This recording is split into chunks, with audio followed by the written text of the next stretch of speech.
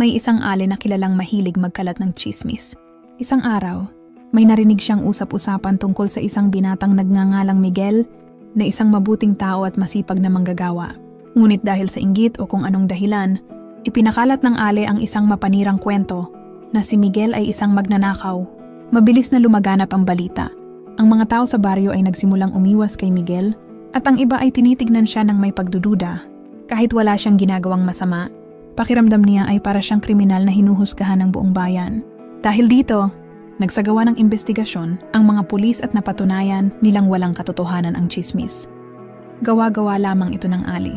Ngunit huli na ang lahat, nasira na ang pangalan ni Miguel. At sa kabila ng paglilinaw ng pulisya, may ilan pa ring hindi naniwala sa kanyang pagiging inosente. Dala ng matinding kahihiyan at pagdurusa, nagdesisyon si Miguel na kasuhan ng ali sa korte. Hindi ko naman siya sinaktan o pinatay. Bakit parang itinuring akong kriminal? Bago kita bigyan ng hatol, may ipagagawa muna ako sa'yo. Kumuha ka ng isang papel at isulat mo ang lahat ng sinabi mo tungkol kay Miguel. Pagkatapos, punit-punitin mo ito at ikalat sa daan pa uwi sa inyong bahay. Bumalik ka bukas para sa iyong hatol. Ginawa ng ale ang iniutos. Pinunit niya ang papel at ikinalat sa buong baryo. Kinaumagahan, bumalik siya sa hukom upang marinig ang kanyang hatol. Ginawa mo ba ang ipinag-utos ko? Tanong ng hukom. Opo, ginawa ko po, mahal na hukom.